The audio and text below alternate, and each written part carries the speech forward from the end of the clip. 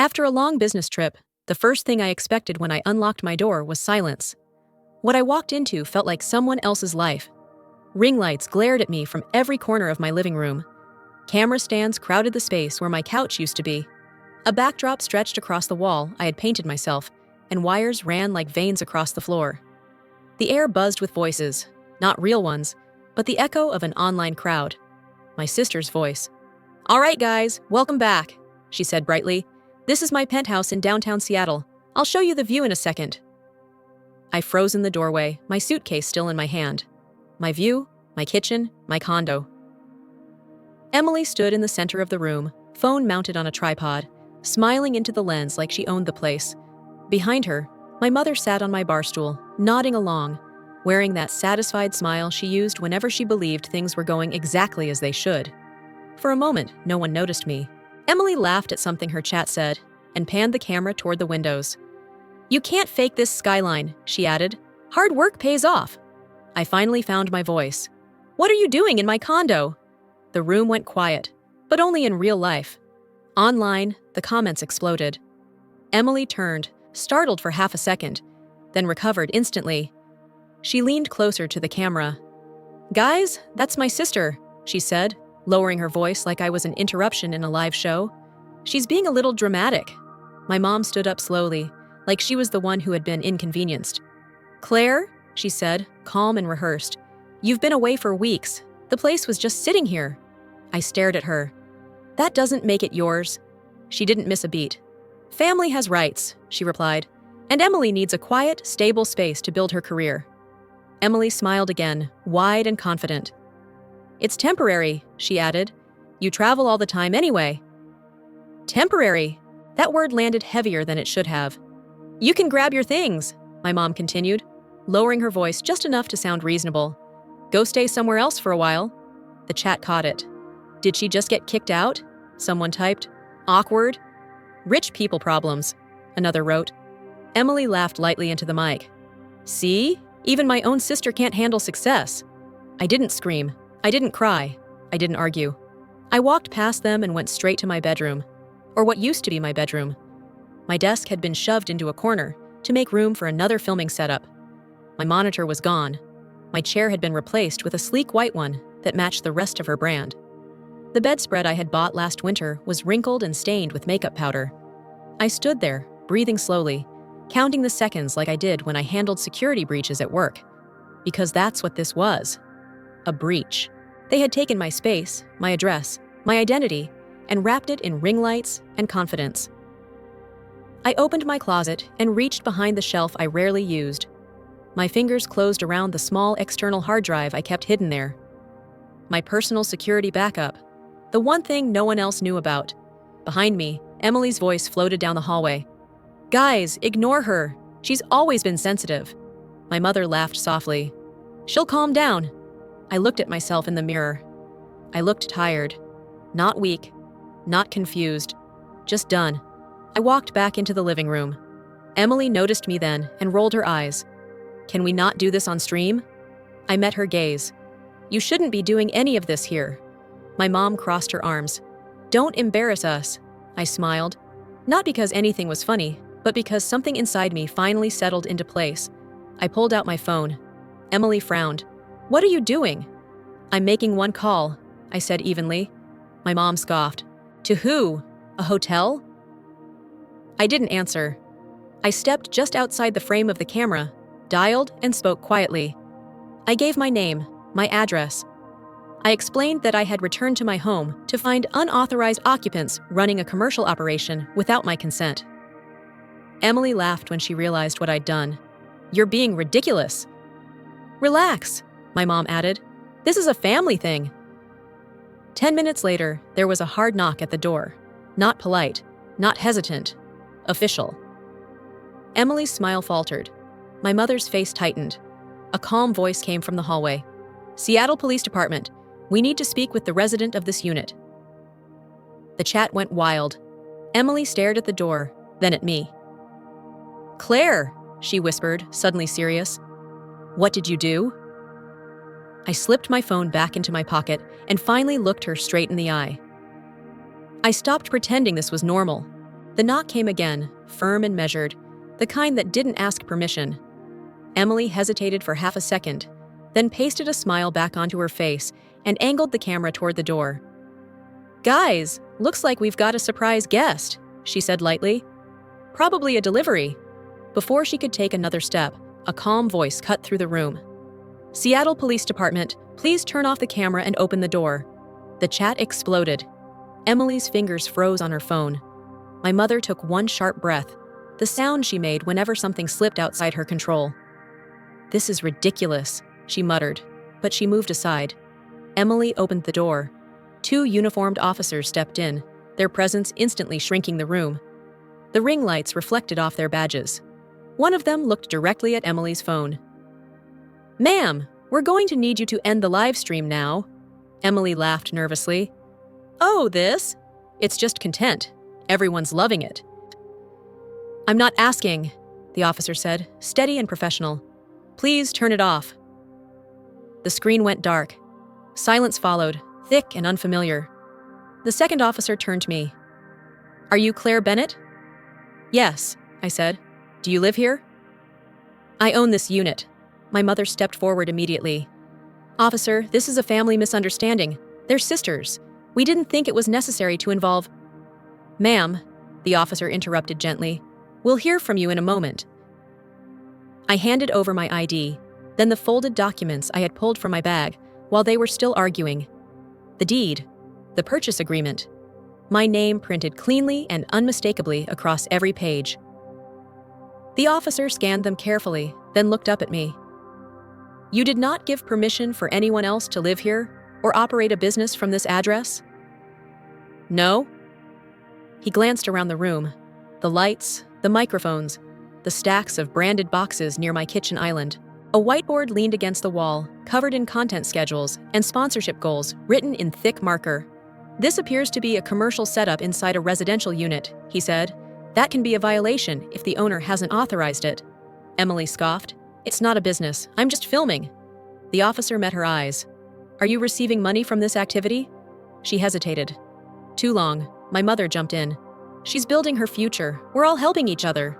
The officer nodded once, as if he'd heard that line before. "At this point, this is primarily a civil matter," he said, "but we are documenting the complaint. If there are further issues, building management and the HOA may escalate." He finished writing and tore the paper from his pad. "This report lists Ms. Bennett as the owner and complainant." I watched my mother's face tighten as the words landed. When the officers turned to leave, Emily tried to recover her confidence.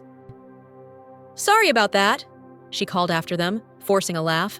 "Guess fame comes with haters." The door closed behind them with a final solid click. The room felt smaller than it had before. My mother rounded on me immediately. "Are you happy now?" she demanded. "You embarrassed us in front of the police." I met her gaze without raising my voice. "I'm changing the locks. You all need to be out tonight." Emily stared at me. "You can't be serious." "I am." "This is insane," my mother said. "She's your sister. And this is my home." I didn't wait for their response. I walked into the hallway, pulled out my phone, and called the smart lock company. I confirmed my identity, reset the access codes, and watched as every number except mine was revoked. By the time I hung up, Emily was pacing the living room. "You're ruining everything," she snapped. "Do you know how bad this looks for me?" "I know exactly how bad it looks for me," I replied. They left in a rush, gathering equipment, muttering under their breath. My mother paused at the door, eyes sharp with accusation. "You're choosing this over your family," she said. I didn't argue. I didn't apologize. I closed the door behind them and leaned my forehead against it for a moment, feeling the quiet settle back into place. That night, my phone buzzed with a group text. "Family meeting tomorrow? No excuses." I didn't respond. They came back the next day, like nothing had really happened. No apology, no hesitation, just confidence. My mother arrived first, carrying a thick binder tucked under her arm, the way she used to walk into parent-teacher conferences when she had already decided who was right. My father, Richard, followed a step behind her, hands in his pockets, wearing that practiced calm he relied on whenever he wanted to smooth over something ugly without actually fixing it. Emily came last, dressed in neutral tones, hair perfectly styled, as if she were walking into a brand meeting instead of a confrontation. My mother set the binder down on the kitchen island and opened it with a crisp snap. "So," she said, smiling tightly, "we've been thinking very carefully about what makes the most sense here." I leaned against the counter and waited. "You travel constantly," she continued. "You're hardly ever in Seattle. There are lovely furnished places outside the city. Quiet, practical. You could rent one for 6 months, maybe a year." My father nodded, jumping in smoothly. "It's not permanent, just until Emily's momentum stabilizes." Emily crossed her arms and looked at the window, avoiding my eyes. "Downtown matters," she said casually. "It's part of the image." I stared at them. "And my image?" My mother waved her hand. "You don't need one. You already have a job. Emily is building something." That was when I understood this wasn't a discussion. It was a conclusion they had reached without me. "So your solution," I said carefully, "is for me to move out of the home I own so my sister can look successful online." Emily sighed, finally meeting my gaze. "You're making it sound worse than it is. The condo was just sitting empty." "No," I said. "It wasn't." She shrugged. "I turned it into something valuable." Something in her tone made my stomach tighten. "Show me your channel," I said. Emily hesitated. "Why?" "Show me." She rolled her eyes and pulled out her phone. I took it from her and opened her latest video, the one titled "Morning Routine of a Downtown Seattle Girl Boss." There it was. My living room, my kitchen, my skyline view. "Welcome to my penthouse," Emily said in the video, walking confidently through the space. "I bought this place after my first big sponsorship. Hard work pays off." I paused the video and zoomed in. On my kitchen counter sat a familiar envelope. My bank's logo, my name printed across the front. My mother leaned closer. "That doesn't mean anything." "It means everything," I replied. I kept scrolling. Another clip. Emily lounging on my couch, laughing as she talked about managing multiple income streams. Another moment where she mentioned her business address being downtown Seattle. My address. "You told people you own this place," I said. "It's just content," Emily said quickly. "Everyone exaggerates." I set the phone down and pulled out my own. "Then explain this." I opened my email and turned the screen toward them. A welcome message from a bank I had never used. "Congratulations on opening your new business checking account, Claire Bennett." My father frowned. "That's probably a mistake." "It's not," I said. "The account number isn't mine." Emily's face flickered. Just for a second. "I had to verify something," she said. "Platforms need real information." "You used my full legal name," I said evenly. "My address, my credit." My mother exhaled sharply. "You're overreacting. It's paperwork." I didn't argue. I stood and walked to the hallway closet, then returned with my tablet. I showed them the photos I had taken that morning. Scratches gouged into the hardwood floors where heavy equipment had been dragged. Coffee stains darkened the leather couch. Adhesive residue peeled paint off the wall where a neon logo had been ripped down. "You damaged my property," I said. "And you tied my identity to accounts I didn't open." My father raised his hands. "Let's slow down." "No," I said. "You've been speeding this up without me for a long time." Emily scoffed. "You always make everything about you." I laughed once, short and hollow. "You're standing in my home, using my name to take money from strangers, and you're telling me I'm selfish." My mother stepped closer, lowering her voice. "Emily is the youngest. She needs support. We're building something bigger than this condo." That was the moment it clicked. I wasn't their daughter. I wasn't her sister. I was infrastructure. The address, the credibility, the safety net. I looked at all three of them and felt something inside me go cold and clear. "You have 24 hours, I said. "Every piece of equipment comes out. No more filming here. No more using my name or my address." Emily laughed, sharp and dismissive. "You wouldn't do anything." I met her eyes. "Watch me." They left angry, talking over each other, still convinced I would cave once the tension cooled. I didn't follow them. Instead, I sat down at my table and began saving timestamps, screenshots, emails, and clips. Not out of anger, but out of clarity. For the first time, I wasn't trying to fix my family. I was preparing to protect myself. The call from building management came the next morning, while I was sitting at my kitchen table, laptop open, coffee untouched. "Ms. Bennett?" a woman asked, her tone professional but tight. "This is Laura Morales with Property Management. We need to speak with you about your unit." My stomach dropped before she said anything else. "Yes," I replied. "I'm here now." She asked me to come down to the office. When I arrived, Laura was already waiting with a thick folder on her desk. She didn't waste time on small talk. She opened it and slid it toward me. Noise complaints for my floor and the one below. Reports of filming in common areas. Notes from overnight security about strangers wandering the hallway with camera equipment. Photos taken from the corridor showing ring lights glowing through my front door. At the back, clipped neatly, was a copy of the police report from the night before.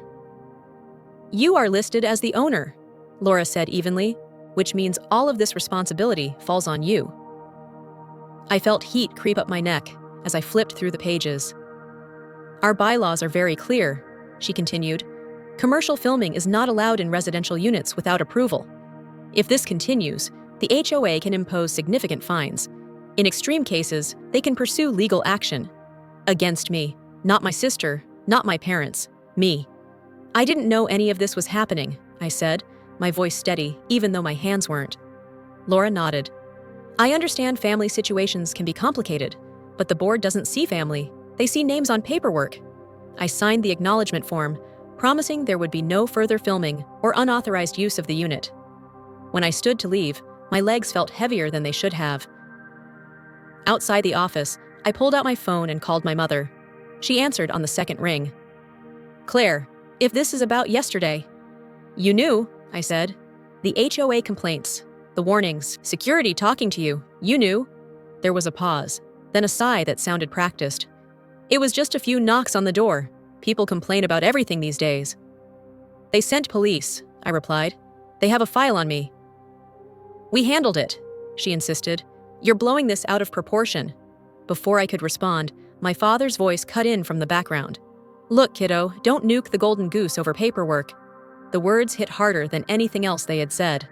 The golden goose. Not my home, not my credit, not my safety. I ended the call without another word. Back upstairs, I sat at my table again and stared at the quiet space around me. The ring lights were gone, the cameras were gone, but the damage was still there, both visible and invisible. I opened a new spreadsheet.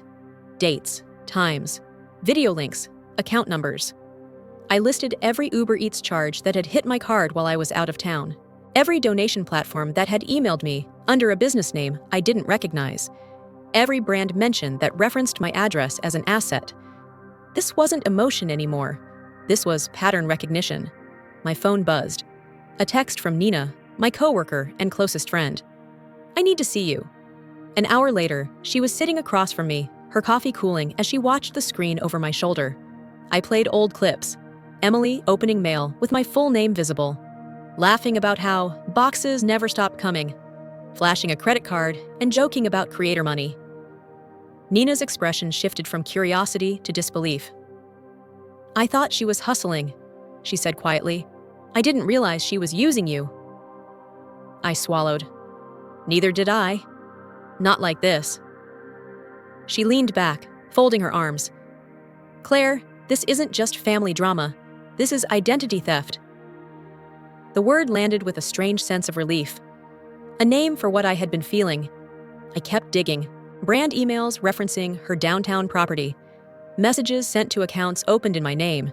Money moving through channels I never authorized. By the time the sun dipped below the skyline, my spreadsheet told a story I could no longer ignore. This wasn't entitlement. It was exploitation. I thought about every time I had smoothed things over. Every time I had paid quietly, fixed silently, absorbed the damage so no one else had to. They had learned something dangerous from that I would always cover the cost. I closed my laptop and looked around my condo, at the walls I had painted, the floors I had paid to refinish, the space I had earned inch by inch. For the first time since this began, I didn't feel confused or guilty. I felt focused. This wasn't about proving a point to my family anymore. It was about protecting my name before someone else decided to spend it again. I didn't go to a lawyer because I wanted revenge. I went because I was running out of room to breathe. Michael Turner's office sat in a glass building overlooking the city, the kind of place that made everything feel quieter the moment the door closed behind you. He didn't rush me. He didn't interrupt.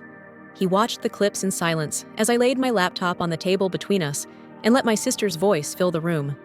"This is my penthouse in downtown Seattle." He rewound that line twice. Then he leaned back, folded his hands, and said calmly, "Claire, this isn't your sister overstaying her welcome.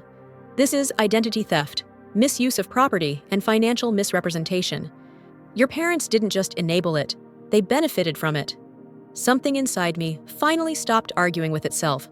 Within days, letters went out. Not emotional ones, not angry ones. Precise, cold documents spelling out what had happened and what would happen next. Emily received a cease and desist ordering her to stop using my name, my address, and my home in any form of content. The banks were notified. The donation platforms were flagged. 2 brands she had bragged about online received formal notices outlining the misrepresentation. A temporary restraining order followed. Emily was legally barred from entering my building or contacting me about the condo. When the sheriff served the papers, my mother called screaming that I was treating my own sister like a criminal. I didn't argue. I let the paperwork speak. The fallout was fast. One brand quietly pulled out. Another demanded its deposit back. Emily's follower count dipped, then slid. Comments started asking why the penthouse content had vanished. The mediation hearing took place downtown in a room that felt more like a conference than a courtroom. Long table, neutral walls, a mediator with a measured voice. Emily sat across from me with a lawyer who looked unprepared for the footage Michael queued up. Video after video played. My address, my name, my home, her words. "This is mine." Her lawyer tried to spin it as exaggeration, as influencer culture, as misunderstanding. The mediator didn't buy it. When it was my turn to speak, I didn't raise my voice. I didn't cry. "I sleep in a home strangers online believe belongs to someone else," I said. "My credit and my address were used without my consent. I'm facing fines and legal risk for things I didn't do. My family treated my life like a prop." The agreement came down heavy and final. Emily would pay restitution for the damage to my condo. She would sign documents admitting she opened accounts using my identity without permission.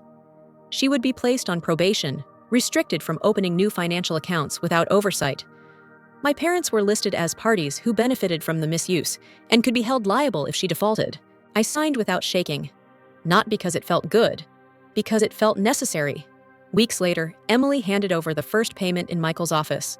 No cameras, no audience, just fluorescent lights and paperwork. She looked smaller somehow, stripped of the confidence that had once filled my living room. "I didn't think it would go this far," she said quietly. "That's the problem," I replied. "You never thought about where you were standing." She nodded. I didn't forgive her. I acknowledged her apology. There was a difference. My parents tried one last time to turn it into a family moment. They suggested a joint video, a statement, something to clear the air. I said no. My condo feels like mine again now. The floors are refinished, the walls are clean, the locks are upgraded. I work, I cook, I sleep without wondering who is using my name somewhere else. I used to think boundaries were something you explained gently until other people understood. Now I know that sometimes boundaries are documents, signatures, and consequences. If you listened to this story from beginning to end, tell me in the comments. Did you like it? And what kind of stories should I share next? If this resonated with you, please like and subscribe to hear more stories from women who finally chose themselves.